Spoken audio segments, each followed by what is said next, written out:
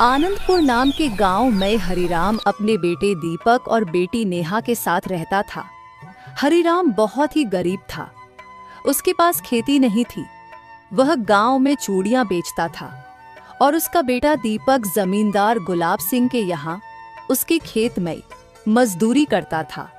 नेहा घर के काम संभालती थी। हरिराम गांव-गांव जाकर चूड़ियां बेचता। अरे ओ हरि काका, जरा यहाँ तो आना। हाँ बिटिया, अभी आया। बोलो बिटिया, कौन से रंग की चूड़ियां दूं? अरे काका, अभी नहीं चाहिए। मेरे यहाँ एक शादी है, तब आपको आना है। याद रहे काका, सोमवार को याद से आ जाना। और हाँ, अच्छी अच्छी चूड़ियां लाना। आपके पास जितनी भी है सब लेकर आना। मैं सब खरीद लूंगी। शादी जो है, बहुत सारी औरतें हैं जिन्हें चूड़ी देनी है। याद रहे, कम ना पड़े। शादी में पहननी है। ठीक है बेटी, तुम फिक्र मत करो। अगले सोमवार को मैं आ जाऊंगा। हरिराम खुशी खुशी घर लौटता है। आ गए बापू, आज खुश लग रहे हैं। क्या बात है? अरे बिटिया, आज चूड़ी का बहुत बड़ा ऑर्डर मिला है। वो हमारे पड़ोस के गांव में शोभा बिटिया है ना, बहुत बड़े लोग हैं। उसके यहाँ शादी है तो सारी चूड़ियां मांगी है और दाम भी अच्छे मिलेंगे। इतना बड़ा ऑर्डर मुझे आज तक नहीं मिला, इसीलिए मैं बहुत खुश हूँ। अच्छा, तो ये बात है।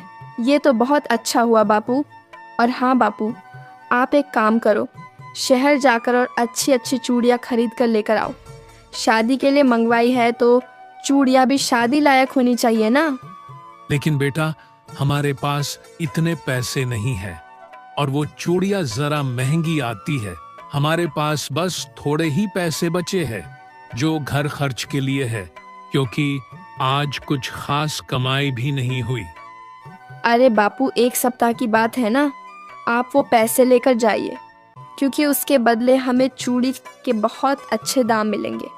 शहर की चूड़ियाँ देखकर वो सेठानी भी खुश हो जाएगी और सारी चूड़ियाँ खरीद लेगी। एक सप्ताह हम जैसे तैसे निकाल लेंगे, फिर अगले सोमवार को सेठानी आपके सारे पैसे दे देंगे। एक सप्ताह की तो बात है। आप घर के सारे पैसे लेकर जाएंगे और जितनी अच्छी हो सके और जितनी ज़्यादा हो सके उतनी चूड़ियाँ खरीद कर लेकर आइए। ठीक है बेटा, तुम जैसा कहती हो मैं वैसा ही करूँगा।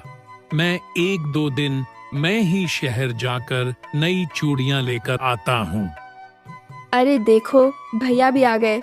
आप दोनों हाथ मुंह धो लीजिए, मैं खाना लगा देती हूँ।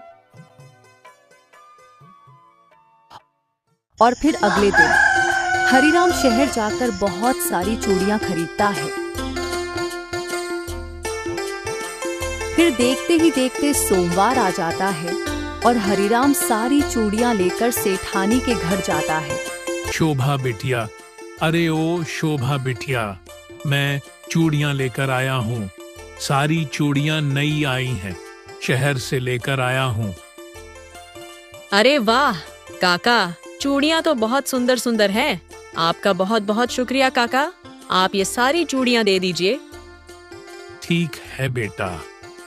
वह सेठानी सारी चूड़ियां अपने घर में रखवा लेती है और अपने काम में झूठ जाती है। हरिराम बहुत देर से बाहर खड़ा इंतजार कर रहा होता है। बहुत देर हो गई बिटिया, अभी तक पैसे लेकर नहीं आई। अंदर जाकर पूछ लूं क्या? मुझे लगता है मुझे अंदर चले जाना चाहिए। काफी देर हो गई है, मुझे घर भी तो लौटना है। हरिराम अंदर जाता है तो सेठ आराम से बैठकर समोसे खा रहा होता है। वह हरिराम से कहता है, कौन हो तुम? अंदर कैसे आए? शक्ल से तो भिखारी ही लग रहे हो। शादी का घर देखा नहीं कि आ गए मुंह उठाकर भीख मांगने। अरे शोभा, देखो तो जरा कौन भिखारी आया है। इसे कुछ खाने को दे दो और भगाओ यहां से। और हाँ, बाहर बैठकर खाना। मेरा घर गंदा मत कर। जा यहां से। तेरे पैरों की धूल से मेरा घर गंदा हो रहा है। सेठ जी, मैं कोई भिखारी नहीं हूं। सेठानी ने मुझसे चूड़ियां खरीदी हैं। मैं उसी के पैसे लेने आया हूँ। अच्छा, तो तू चूड़ी वाला है, तो बाहर इंतजार नहीं कर सकता था? तुझे दिखाई नहीं दे रहा शादी का घर है, कितने सारे काम हैं। अभी तुम्हारा हिसाब करने के लिए मेरे पास वक्त नहीं है, बाद में आकर लेकर जाना। अभी मुझे बहुत काम है, अभी के लिए जो यहां से। सेठ जी, मैं यहाँ का नहीं हूँ, पड़ोस के गांव से आया हूँ। अगर अभी पैसे मिल जाते तो ठीक रहता। अरे अजीब आदमी हो, तुझे एक बार में समझ नहीं आता क्या? मैंने कहा ना, हमें और भी बहुत सारे काम हैं। और मैं कौन सा भाग जा रहा हूं? मैं क्या तेरी चूड़ी के पैसों के लिए यह घर और गांव छोड़कर भाग जाऊंगा? तू जानता नहीं मैं कौन हूं। शादी ब्याह निपटने दो, उसके बाद मैं सबका हिसाब करूंगा। बस तेरे अकेले का ही हिसाब नहीं है, बाकी और भी लोग हैं जिनका हिसाब करना बाकी है। मैं शादी के बाद सबका हिसाब कर दूंगा। जी सेठ जी, मैं चलता हूँ, बाद में आ जाऊंगा। हरिराम निराश होकर अपने गांव लौट आता है। नेहा और दीपक हरिराम का इंतजार कर ही रहे होते हैं। हरिराम को देख पूछते हैं, बापू आप आ गए? उनको चूड़ियाँ पसंद तो आई ना? और आप खाली हाथ दिख रहे हैं, लगता है उन्होंने आपकी सारी चूड़ियाँ खरीद ली। हाँ बेटा, उन्हें चूड़ियां बहुत पसंद आई और उन्होंने सारी चूड़ियां खरीद ली। लेकिन बेटा, उन्होंने आज पैसे नहीं दिए, वह अपने काम में बहुत व्यस्त थे। उन्होंने कहा कि शादी हो जाने के बाद वह सारा हिसाब कर देंगे। यह क्या बात हुई बापू, आपने उन्हें बताया नहीं? हमने तो सारे पैसे चूड़ियाँ खरीदने के लिए लगा दिए थे कि आज पैसे मिल जाएंगे, और आप खाली हाथ आ गए।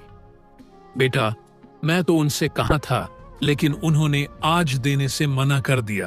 कोई बात नहीं, 2-4 दिन की बात है, हम तब तक जैसे तैसे गुजारा कर लेंगे। और वैसे भी बेटा सही तो बात है, वह लोग कहाँ भागे जा रहे हैं। शादी में बहुत काम होते हैं, शादी के बाद हिसाब कर ही देंगे। अगर मैं ज्यादा जोर देता तो वह सेठ जी चूड़ियां खरीदने से इनकार कर देते, और इतनी सारी चूड़ियां मैं घर लाकर भी क्या करता, इसलिए मेरे पास कोई रास्ता नहीं था। हाँ बापू, यह भी ठीक है। अगर वह मना कर देते तो सारी चूड़ियाँ घर पर ही रह जाती, फिर इतनी सारी महंगी चूड़ियाँ कौन खरीदता? भैया, आपको मजदूरी के पैसे मिलने वाले थे ना? जमींदार जी ने आपको मजदूरी के पैसे दे दिए? नहीं नेहा, उन्होंने भी कल कहा है। कुछ दिन ऐसे ही बीत जाते हैं। अब हरिराम की तबीयत खराब होने लगती है। बापू, आप चूड़ियाँ बेचने मत जाइए, आपकी तबीयत बहुत खराब है। आप गांव-गांव जाकर तपती धूप में चूड़ियाँ बेचते हैं। अब आपकी उम्र नहीं है बापू, आज के बाद आप चूड़ियाँ बेचने नहीं जाएंगे, अब घर पर ही आराम करेंगे। भैया मजदूरी करते हैं ना, हम उन पैसों में ही जैसे तैसे गुजारा कर लिया करेंगे। नहीं बेटा, मुझे चूड़ियां बेचने तो जाना ही होगा। हम अकेले दीपक के भरोसे कब तक रहेंगे? और मजदूरी भी कितनी कम मिलती है। वह जमींदार पूरी मजदूरी के पैसे भी तो नहीं देता, और तुम दोनों की शादी भी करनी है, पैसे कहाँ से आएंगे?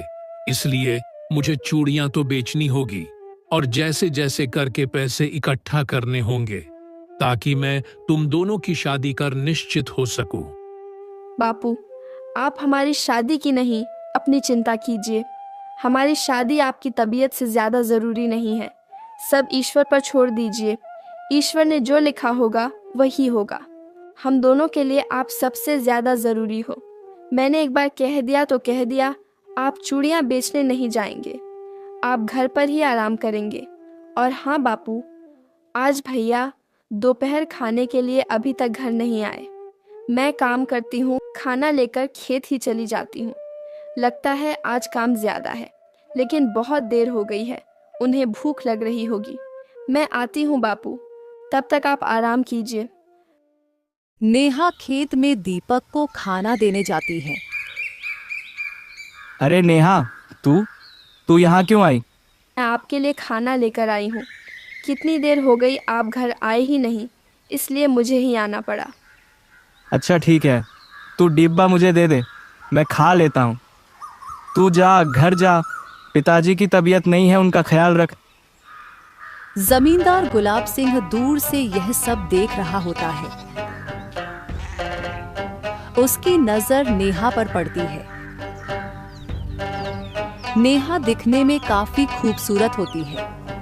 गुलाब सिंह उसे देखता ही रह जाता है। नेहा वहां से चली जाती है। थोड़ी देर बाद गुलाब सिंह दीपक से पूछता है, अरे दीपक, अभी खेत में जो लड़की आई थी वह कौन थी? इस तो पहले मैंने कभी नहीं देखा।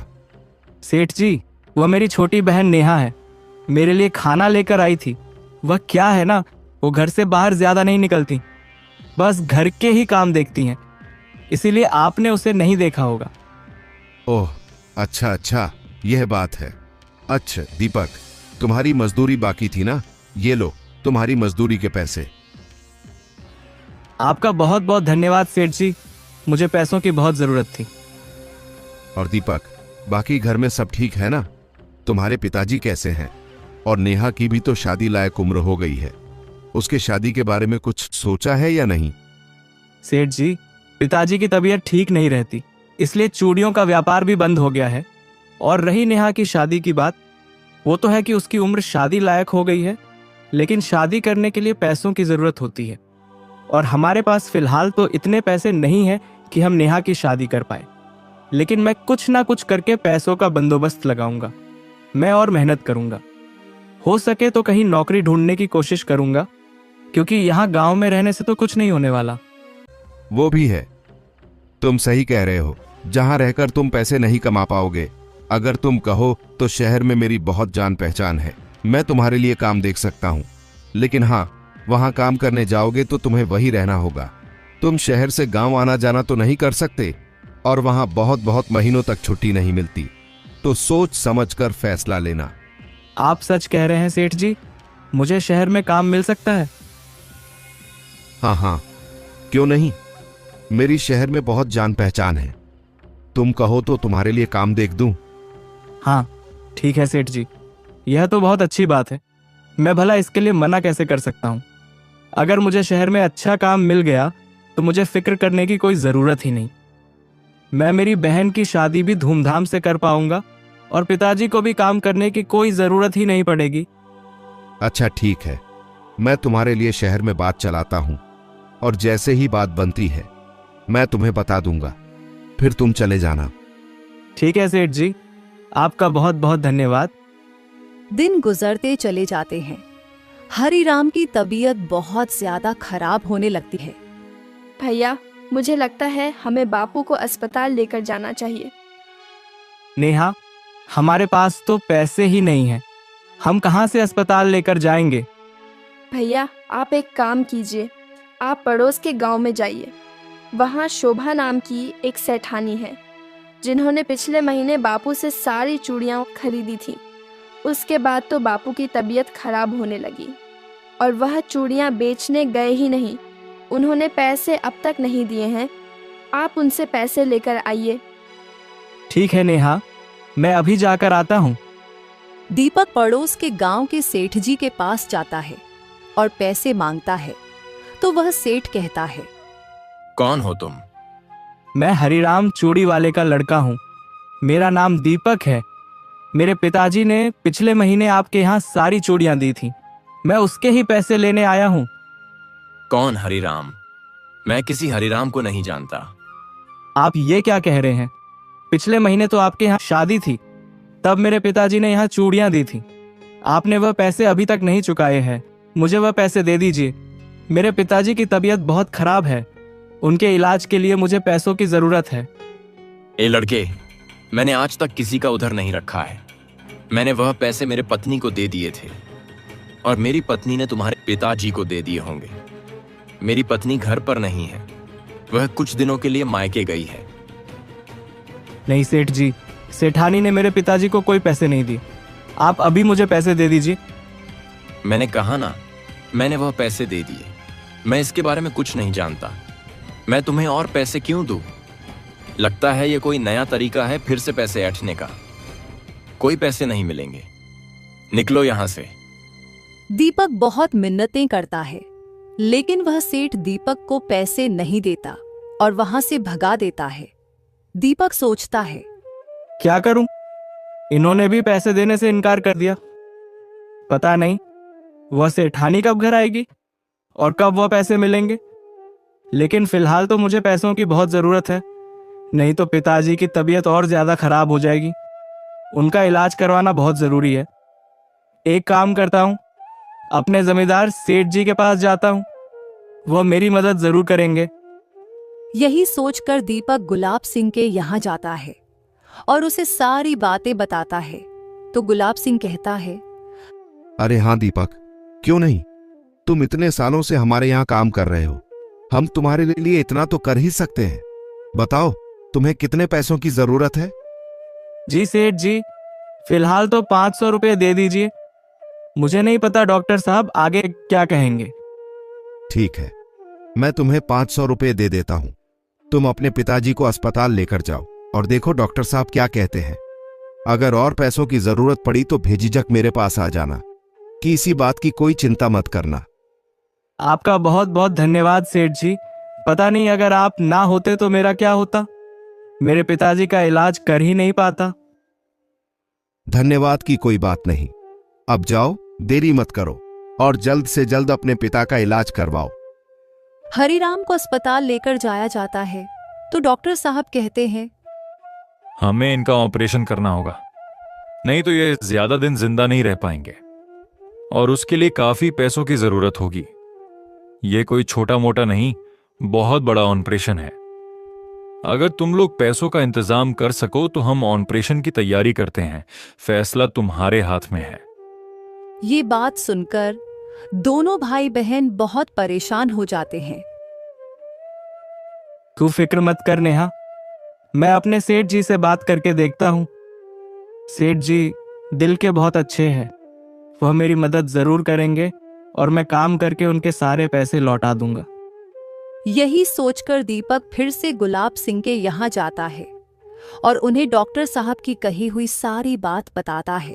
तो गुलाब सिंह कहता है, इतनी बड़ी रकम? वह तो मैं दे दूंगा दीपक, लेकिन इतनी बड़ी रकम मैं तुम्हें ऐसे तो नहीं दे सकता ना। अब ये कोई 100 से 200 रुपए की बात तो नहीं है। तुम्हें बहुत बड़ी रकम की जरूरत है, तो उसके लिए तुम्हें मेरे पास कोई बड़ी चीज गिरवी रखनी होगी। जी सेठ जी, मैं समझ सकता हूँ, लेकिन मेरे पास गिरवी रखने के लिए कुछ भी नहीं है। मैं आपके पास क्या गिरवी रखूं? वो तो मैं नहीं जानता, लेकिन तुम्हें कुछ ना कुछ तो गिरवी रखना ही होगा, नहीं तो मैं तुम्हें इतनी बड़ी रकम नहीं दे सकता। मेरे पास मेरे घर के अलावा कुछ नहीं। मैं काम करता हूँ, मेरे घर के कागजात आपको दे देता हूँ, बस आप मुझे पैसे दे दीजिए। फिर ठीक है, फिर मैं तुम्हें पैसे देने के लिए तैयार हूं। अगर तुम कल को मेरे पैसे ना भी लौटा सके तो मैं तुम्हारा घर तुमसे ले सकता हूं, और अगर तुम अपना घर बचाना चाहते हो तो तुम्हें मेरे पैसे तो लौटाने ही होंगे। अब मैं तुम पर भरोसा कर सकता हूं। ठीक है, तुम पैसे लेकर जाओ। दीपक गुलाब सिंह से पैसे लेकर अपने पिता का इलाज करवाता है। कुछ दिनों में हरिराम को अस्पताल से छुट्टी मिल जाती है। वह घर पर आ जाता है और फिर अपने बेटे से कहता है, बेटा, तुमने इतनी बड़ी रकम का इंतजाम कहां से किया? किससे इतने पैसे उधार लिए? दीपक मन ही मन सोचता है, मुझे ये बात नेहा और पिताजी से छुपानी होगी कि मैंने गुलाब सिंह से इस घर के बदले में पैसे लिए हैं, क्योंकि अगर पिताजी को इस बारे में पता चले तो पिताजी बहुत गुस्सा करेंगे। एक तो अभी अभी उनका ऑपरेशन हुआ है, उनको इतनी बड़ी बात बताना ठीक नहीं। पिताजी, वह मैंने सेठ जी से ही लिए थे, लेकिन आप चिंता मत कीजिए, मैं काम करके उनके सारे पैसे लौटा दूंगा। बेटा, जमींदार गुलाब सिंह को मैं अच्छी तरह से जानता हूं। वह बिना मतलब के कभी कुछ नहीं करता। उसने तुझसे इसके बदले में क्या मांगा बेटा? उन्होंने मुझसे कोई चीज नहीं मांगी, उन्होंने मुझ पर भरोसा करके मुझे रकम दी है। दरअसल पिताजी, वह पिछली बार मुझे शहर में एक नौकरी के बारे में बता रहे थे। मैंने उन्हें तब मना कर दिया था क्योंकि आपकी तबीयत ठीक नहीं थी। आप चिंता मत कीजिए, अब मैं शहर जाकर नौकरी करूंगा और गुलाब सिंह के सारे पैसे लौटा दूंगा, और तो नेहा की शादी भी करवाऊंगा। अब चिंता करने की कोई जरूरत नहीं है, आप आराम कीजिए। ऐसा कहकर दीपक घर से निकल जाता है और गुलाब सिंह के पास जाकर बोलता है, सेठ जी, आपने मेरे नौकरी के बारे में बात की। मैं जल्द से जल्द शहर काम करने के लिए जाना चाहता हूँ, क्योंकि इतनी बड़ी रकम का इंतजाम मैं यहाँ रहकर कभी नहीं कर सकता। यहाँ मेरी पूरी जिंदगी निकल जाएगी, लेकिन मैं आपकी इतनी बड़ी रकम नहीं लौटा पाऊंगा। हाँ दीपक, वह तो है। इतनी बड़ी रकम लौटाना तुम्हारे बस की बात नहीं। शहर में नौकरी करोगे तो शायद तुम थोड़े बहुत पैसे कमा लो। मैंने तुम्हारे लिए वैसे बात कर ली है। तुम कल ही शहर के लिए निकल जाना और मेरे बताए गए पते पर जाकर एक आदमी से मिल लेना। वह तुम्हें मैं सारा काम समझा देगा। ठीक है सेठ जी, आपका बहुत बहुत धन्यवाद सेठ जी, आपने मेरे लिए बहुत कुछ किया है। अरे अरे, कोई बात नहीं दीपक, तुम बहुत अच्छे लड़के हो, बहुत मेहनती हो। मैं सालों से तुम्हारी मेहनत देखते आ रहा हूं और मुझे यकीन है शहर में काम करते करते तुम एक दिन बहुत बड़े आदमी बनोगे और अपने सारे सपने पूरे कर सकोगे। दीपक खुशी खुशी घर जाता है और नेहा हरिराम को सारी बातें बताता है और दूसरे ही दिन शहर काम के लिए निकल पड़ता है। देखते ही देखते महीनों बीत जाते हैं। दीपक अब तक घर नहीं लौटता। नेहा और हरिराम बहुत परेशान होते हैं।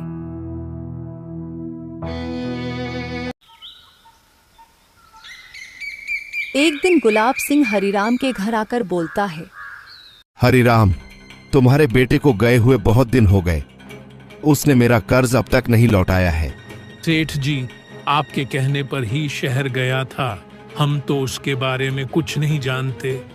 पता नहीं अब तक क्यों नहीं लौटा। हम भी उसका ही इंतजार कर रहे हैं। यह तो आपको पता होगा। आप इस बात का पता क्यों नहीं लगाते कि दीपक अब तक घर क्यों नहीं आया? दीपक ये मेरे बताए गए जगह पर नहीं है। उसने वहां पर चोरी की थी। उसे मैंने जहां काम लगाया था वहां उसने चोरी की थी। उसे तो कब का वहां से धक्के देकर निकाल दिया गया है। अब वो कहां है और क्या काम करता है, मुझे इसके बारे में कुछ नहीं पता। वो तो तुम्हें पता होगा। उसने तुम्हें पत्र तो भेजा होगा या फिर घर तो आया ही होगा ना। मैं तो बस अपने पैसे लेने आया हूं। तुम कुछ भी करो और मुझे मेरे पैसे लौटाओ। ये आप क्या कर रहे हैं? हमें तो इस बारे में कुछ नहीं पता। उसका तो कोई पत्र नहीं आया और वह तब से घर भी नहीं लौटा है। मेरा दीपक कहाँ है? और मेरा दीपक चोरी नहीं कर सकता। यह झूठ है। क्या झूठ और क्या सच, मैं ये नहीं जानता। मैंने तो उसे काम पर लगाया था और उसने वहां पर मेरी बदनामी कर दी। उसकी वजह से मेरा नाम खराब हो गया क्योंकि मैंने उसे भेजा था। मैं बस इतना जानता हूं, उसे पैसे लिए हुए कई महीने हो चुके हैं और अब मैं और इंतजार नहीं कर सकता। मुझे मेरे पैसे चाहिए। या तो मेरे पैसे वापस कर, वरना तुम दोनों बाप बेटी इस घर से निकल जाओ। आप यह क्या कह रहे हो सेठ जी? हम दोनों बाप बेटी कहाँ जाएंगे और आप हमारा घर कैसे छीन सकते हैं? मैं तुमसे तुम्हारा घर नहीं, अपना ही घर ले रहा हूं। इस घर पर तुम्हारा कोई अधिकार नहीं है। तुम्हारे बेटे ने यह घर गिरवी रखा था और उसके बदले तुम्हारे ऑपरेशन के लिए मुझे पैसे लिए थे। यह बात सुनकर नेहा और हरिराम को बहुत बड़ा धक्का लगता है। वही मैं सोचूं कि तू जैसा नीच आदमी बिना स्वार्थ के पैसे दे ही नहीं सकता। दीपक ने मुझसे झूठ बोला। तुम्हारे बेटे ने तुमसे झूठ बोला, इसमें मैं क्या कर सकता हूं? और मैं तुम्हें पैसे क्यों दूंगा भला? तुम मेरे कोई रिश्ते में लगते तो हो नहीं ना। अब चुपचाप अपना बोरिया बिस्तर लेकर यहां से दफा हो जा। हम दोनों कहाँ जाएंगे? कुछ दिन और इंतजार कर लीजिए, दीपक आता ही होगा। मुझे नहीं लगता तेरा बेटा आएगा। मुझे लगता है तुम्हारे बेटे को तू और तेरी बेटी बोझ सी लगने लगी थी, इसलिए शायद यह घर मेरे पास गिरवी रख तुम दोनों से पीछा छुड़ा लिया। शायद इसीलिए वो अब तक घर नहीं लौटा। और करता भी क्या बेचारा, सालों से मेरे यहाँ मजदूरी करते आ रहा है और तुम दोनों का पेट पालते आ रहा है। उसके भी तो कुछ सपने होंगे, वह भी तो कुछ करना चाहता होगा, लेकिन तुम दोनों की वजह से बेचारा कुछ नहीं कर पा रहा था। मुझे तो लगता है उसने जानबूझकर तुम दोनों को छोड़ा है। मुझे नहीं लगता अब वह वापस आएगा। वैसे भी मुझे इस बात से कोई लेन देन नहीं है। मैं तो बस इतना जानता हूं कि यह घर मेरा है और तुम दोनों इस घर में नहीं रह सकते। ऐसा मत करिए, हमारे पास इस घर के अलावा कुछ नहीं है। हम तो रास्ते पर आ जाएंगे। और मेरी बेटी की तरफ तो देखिए, मैं इसको लेकर कहाँ जाऊंगा, कहाँ दर दर की ठोकर खाऊंगा। ये भी सही है। हरिराम, तुम्हारी बेटी काफी जवान है और खूबसूरत भी है। मेरे पास तुम्हारे लिए एक बहुत अच्छा रास्ता है। फिर तुम्हें तुम्हारी और तुम्हारी बेटी की फिक्र करने की कोई जरूरत ही नहीं है। तुम एक काम करो, तुम अपनी बेटी की शादी मुझे कर। सालों बीत चुके हैं। मेरे घर में एक सेठानी की कमी है। उसके बदले में मैं तुम्हारा सारा कर्जा माफ कर दूंगा। जमींदार, मुंह संभाल कर बात कर। तूने अपनी उम्र देखी है? तूने सोच भी कैसे लिया कि मैं अपनी बेटी की शादी तुझसे करवाऊंगा? बिल्कुल भी नहीं। चला जा यहां से। क्यों रे बुढ़े, तेरी इतनी हिम्मत?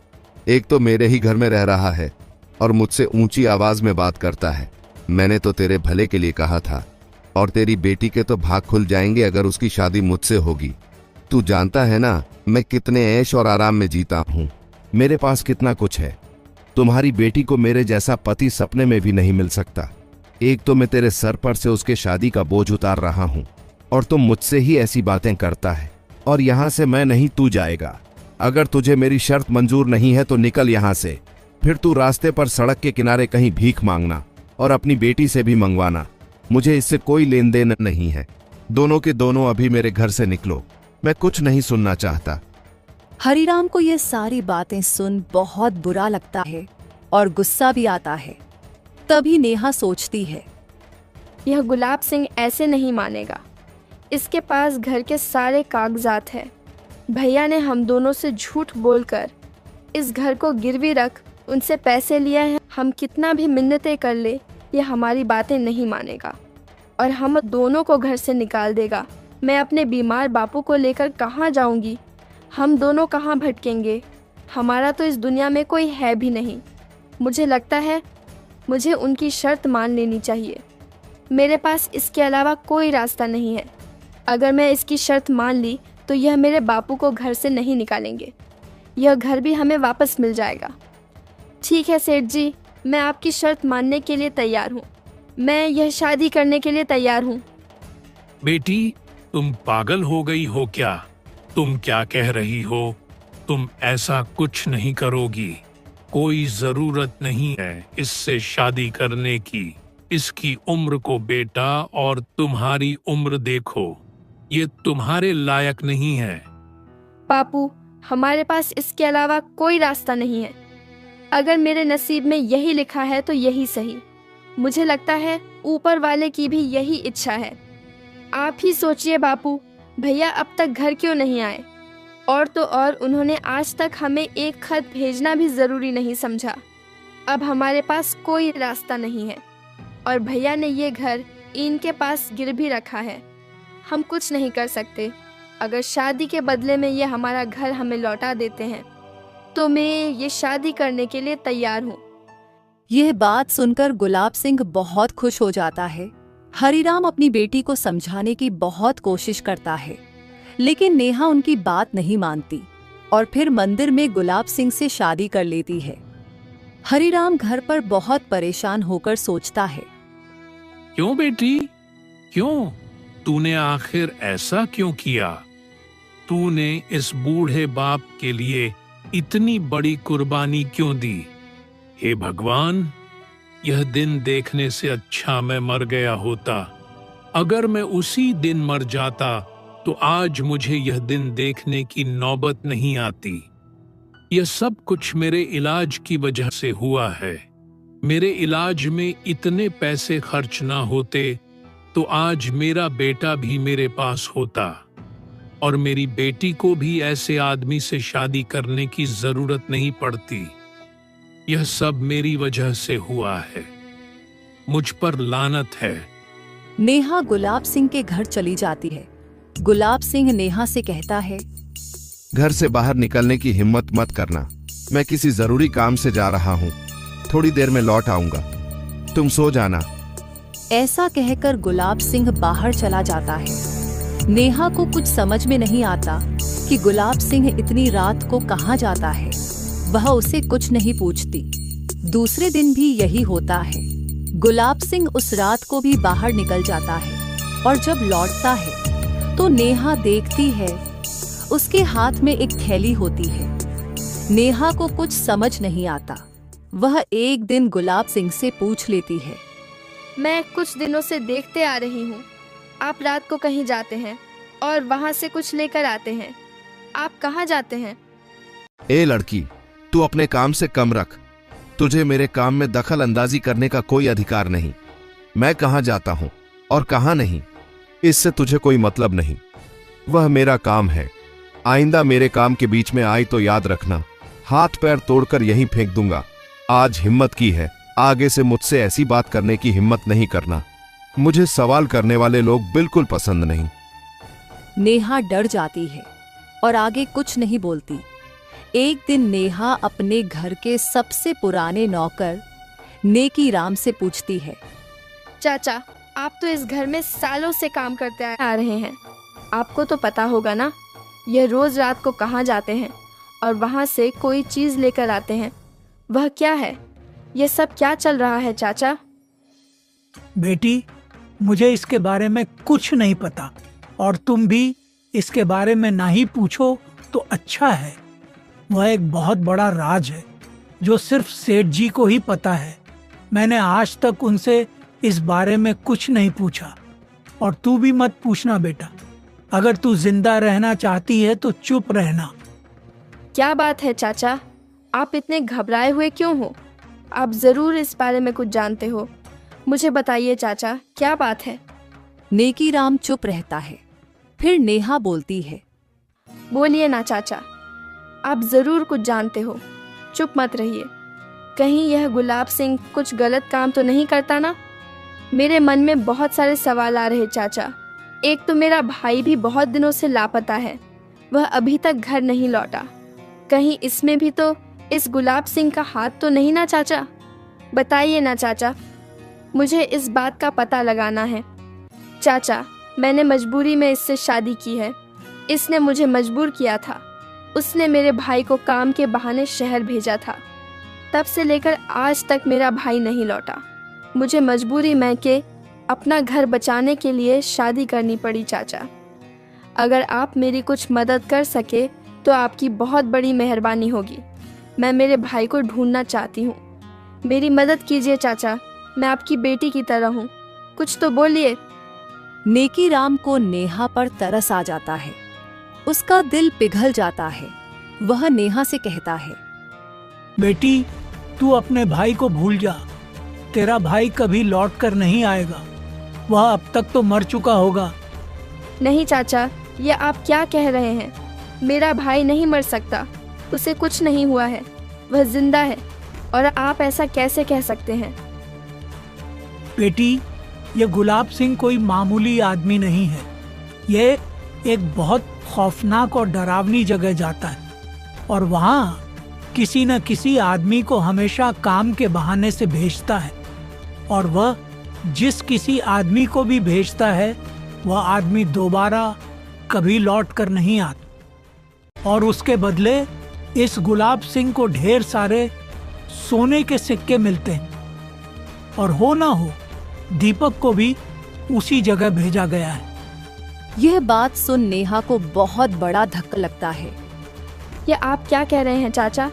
गुलाब सिंह ने आज तक कितने लोगों को वहाँ भेजा है और क्या सचमुच आज तक कोई लौट कर नहीं आया?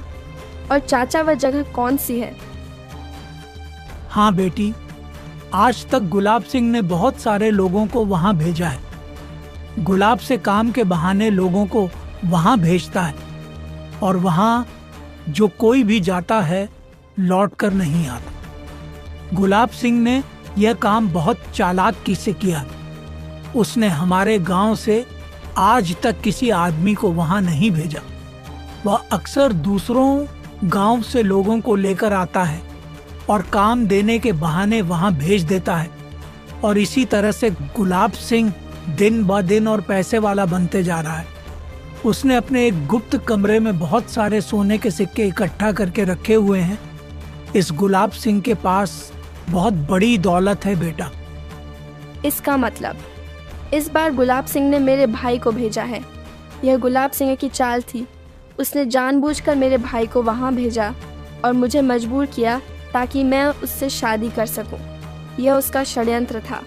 लेकिन चाचा, आप ये कैसे कह सकते हैं कि मेरा भाई जिंदा नहीं है?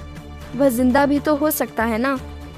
बेटा, अगर तुम्हारा भाई जिंदा होता तो क्या वो अब तक वापस नहीं लौट आता?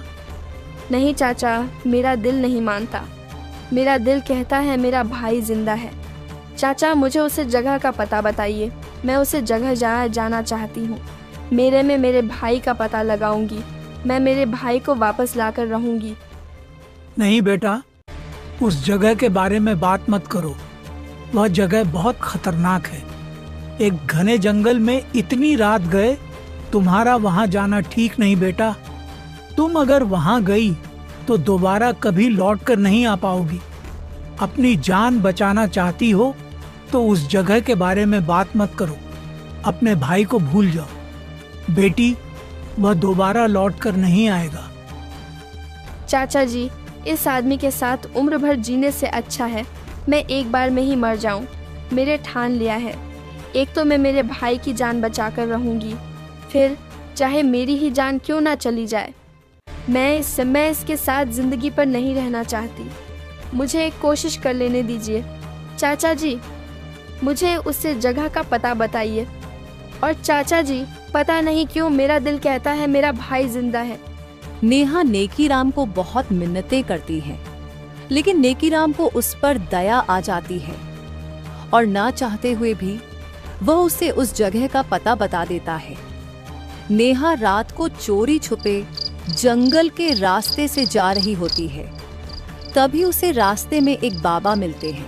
वह नेहा को देख बोलते हैं, बेटी, तुम इतनी रात गए कहाँ जा रही हो? तुम जानती नहीं यह जगह कितनी खतरनाक है। तुम यहाँ क्यों आई हो? बाबा, मैं मेरे भाई का पता लगाने आई हूँ और मेरा भाई यहीं आकर गायब हुआ था। यह कौन सी जगह है बाबा? आखिर यहाँ ऐसा क्या है जो यहाँ आता है वह वापस नहीं जाता? मेरा भाई महीने पहले यहाँ आया था, वह अब तक नहीं लौटा। मैं उसी का पता लगाते लगाते यहाँ आई हूँ।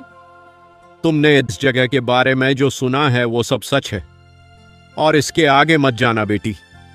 वह जगह सही नहीं है। तुम जहाँ से भी आई हो लौट जाओ। नहीं बाबा, मैं आगे जाकर रहूंगी। मुझे इस बात का पता लगाना है। भले ही मेरी जान क्यों ना चले जाए, मैं मेरे भाई का पता लगाकर रहूंगी। और नेहा अपने भाई के बारे में बाबा को सारी बातें बताती है। तुम्हारे साथ तो बहुत बुरा हुआ बेटी, लेकिन बेटी, अब होनी को कौन टाल सकता है? अब तुम्हारा वहां जाना मतलब मौत के मुंह में जाना है। बहुत नसीब वाले ही उस जगह से लौट पाते हैं। बेटी, तुम्हारे भले के लिए कह रहा हूं, मेरी बात मान लो, वहां मत जाओ। बाबा, आपने अभी कहा कि नसीब वाले लोग उस जगह से लौट पाते हैं। इसका मतलब? क्योंकि बेटी, मेरे पास एक लड़का है जो उस जगह गया था और वहां से जिंदा लौट कर आया है। वह लड़का मेरे ही पास है। मैं उसका काफी दिनों से इलाज करवा रहा हूं। उसे बहुत चोट आई है। उससे मुझे बस इतना पता चला कि वह भी इसी जगह आया था। उसके बाद वह यहां से जिंदा निकाल कर भाग गया, लेकिन खाई से उसका पैर फिसल गया और वह नीचे गिर गया। उसकी वजह से उसकी तबीयत बहुत खराब हो गई थी। बाबा, वह लड़का कौन है? वह आपको कब मिला था? क्या आप मुझे उसे लड़के से मिल सकते हैं? मुझे उससे काफ़ी मदद मिल सकती है। हो सकता है उससे मेरे भाई के बारे में कि पता हो। हाँ ठीक है बेटी, तुम चलो मेरे साथ। वह बाबा नेहा को अपने घर लेकर जाते हैं तो नेहा देखती है वह लड़का और कोई नहीं, नेहा का भाई दीपक होता है। नेहा उसे देख बहुत खुश हो जाती है। उसकी खुशी का ठिकाना नहीं रहता। दीपक बेहोश पड़ा होता है। बाबा, बाबा, यह मेरा भाई है। मैं इससे ही तो ढूंढने आई थी। बाबा, आप तो मेरे लिए साक्षात भगवान बनकर आए हो। बाबा, आज आपकी वजह से मुझे मेरा भाई मिला है। बाबा, इसकी तबीयत कैसी है? यह ठीक तो है ना? यह उठ क्यों नहीं रहा? बेटी, मैंने इससे कुछ जड़ी बूटी दी है, उसकी वजह से यह गहरी नींद में सो रहा है। तुम चिंता मत करो बेटी, यह कुछ देर में होश में आ जाएगा। और मैं बहुत खुश हूं जो तुम्हें तुम्हारा भाई मिल गया। सचमुच तुम भाई बहन बहुत किस्मत वाले हो। ईश्वर तुम्हारे साथ है बेटी, इसीलिए तुम्हारे भाई को भी कुछ नहीं हुआ और तुम भी सही सलामत हो। अगर आज मैं तुम्हें रास्ते में ना मिलता तो शायद तुम भी कभी लौट नहीं पाती, लेकिन ईश्वर तुम्हारे साथ खड़ा है, इसलिए तुम दोनों जिंदा हो। हाँ बाबा, आप सही कह रहे हैं। आपका बहुत बहुत शुक्रिया बाबा, जो आपने मुझे मेरा भाई लौटा दिया।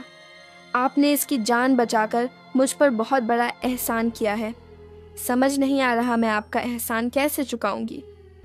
एहसान की कोई बात नहीं बेटा, तुम्हारा भाई मुझे बहुत गंभीर में हालत में मिला था। मैंने इंसानियत के नाते इसकी मदद की है। मैंने किसी के ऊपर कोई ऐसा नहीं किया। तुम मेरा धन्यवाद मत करो। अगर धन्यवाद करना ही है ऊपर वाले का करो, क्योंकि सब कुछ ऊपर वाले के हाथ में है। किसको जिंदगी देनी है और किसको नहीं, यह सब उसे पता है। हम तो केवल उसके इशारे पर काम करते हैं, बाकी सब उसके हाथ में है बेटा। ऊपर वाले का धन्यवाद करो। थोड़ी ही देर बाद दीपक को भी होश आ जाता है। दीपक नेहा को देख बहुत खुश हो जाता है और उठकर बैठ जाता है और नेहा से कहता है, नेहा, तुम यहाँ कैसे आई? नेहा दीपक को सारी बातें बताती हैं। दीपक को सारी बातें सुनकर बहुत बड़ा धक्का लगता है। हाँ नेहा, ये सब कुछ उसे गुलाब सिंह ने किया है। उसने जानबूझकर यह सब किया और तुझे भी मजबूर किया। मैं उस गुलाब सिंह को जिंदा नहीं छोड़ूंगा। भैया, मैंने नेकीराम चाचा से सुना है कि वह सालों से यही करते आ रहा है, और उन्होंने मुझे यह भी बोला कि आज तक वहाँ कुछ भी जो कोई भी गया है वह लौट कर नहीं आया। इस गुलाब सिंह ने आज तक कई लोगों को वहाँ भेजा है और उसके बदले उसे सोने के सिक्के मिलते थे। लेकिन मुझे एक बात समझ नहीं आई भैया, आप भी उसी जगह गए थे। अगर उस जगह से आज तक कोई जिंदा नहीं लौटा तो आप कैसे लौट आए? मैं बताता हूं बेटी, दरअसल तुम्हारे भैया का दाएं पैर का अंगूठा कटा हुआ है, इसी वजह से तुम्हारे भैया को कुछ नहीं हुआ। बाबा, मेरे कुछ समझ नहीं आया। यह बात तो सच है कि भैया के दाएं पैर का अंगूठा सालों पहले कुल्हाड़ी से लकड़ियां काटते वक्त में ही कट गया था, लेकिन इस बात का क्या मतलब? दरअसल गुलाब सिंह जिस खुफिया जगह पर आदमी को भेजता है, वहां जाने वाला इंसान शरीर से पूरा होना चाहिए, ना कि कटा हुआ। अगर उसके शरीर का कोई भी अंग कटा हुआ हो तो वह शक्ति उस आदमी को अंदर नहीं आने देती। शायद गुलाब सिंह ने इस बात पर ध्यान नहीं दिया। उसे लगा होगा कि दीपक अब मर चुका है, वह लौट कर नहीं आएगा, और दीपक वहां से सही सलामत निकल आया। तभी आते समय उसका पांव खाई में फिसल गया और वो गिर पड़ा, जिस कारण वह घर ना लौट सका। तब से लेकर आज तक मैं उसका इलाज कर रहा था और इसे कल ही होश आया है। देखा भैया, इसका मतलब उस दिन आपका जो एक अंगूठा कटा था वह भी हमारे अच्छे के लिए ही था। अगर उस दिन आपका अंगूठा ना कटता तो आज आपकी जान चली जाती।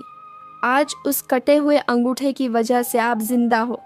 भगवान जो कुछ भी करता है हमारे भले के लिए ही करता है। उस दिन हम भगवान को दोष रहे थे, क्योंकि उस दिन आपका बहुत खून बहा था, आपको बहुत तकलीफ हुई थी। लेकिन आज मैं ऊपर वाले का धन्यवाद करती हूँ कि अच्छा हुआ उस दिन आपका अंगूठा कट गया, नहीं तो आज मेरा भाई इस दुनिया में ना होता। हाँ, तुम सच कह रही हो नेहा। ऊपर वाला जो कुछ भी करता है हमारे भले के लिए ही करता है। भले ही हमें उस वक्त समझ नहीं आता, लेकिन हमें कभी ना कभी उसका उत्तर भी मिल ही जाता है। यहाँ गुलाब सिंह देखता है कि नेहा घर पर नहीं है। गुलाब सिंह नेकीराम से पूछता है, सेठ जी, मुझे उसे बारे में कुछ नहीं पता। नेकीराम, झूठ मत बोल। मैंने तुझे कल नेहा से बात करते हुए देखा था। मैं तुम दोनों की बात तो नहीं सुन पाया, लेकिन मुझे इतना जरूर पता है कि तुझे पता है नेहा कहाँ है। सच सच बता, नेहा कहाँ गई है? नहीं सेठ जी, आप गलत सोच रहे हैं। मेरी नेहा बिटिया से कोई बात नहीं हुई। मैं इस बारे में कुछ नहीं जानता। मुझे नहीं पता वह कहाँ गई है। झूठ बोलता है, तू ऐसे नहीं मानेगा। गुलाब सिंह नेकीराम को पिटने लगता है और फिर नेकीराम रोते रोते सारा सच बोल देता है। गुलाब सिंह जंगल की ओर दौड़ पड़ता है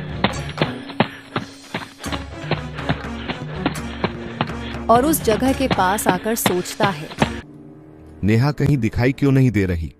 कहीं वह अंदर तो नहीं चली गई? मुझे लगता है अंदर ही चली गई होगी। बेवकूफ कहीं की, उसने अपने हाथों से ही अपने जिंदगी को खत्म कर दिया। अब ये लड़की भी लौटकर कभी नहीं आएगी। चलो कोई नहीं, अच्छा ही हुआ, क्योंकि अगर आज ये जिंदा बच जाती तो गांव वालों को मेरी सच्चाई पता लग जाती।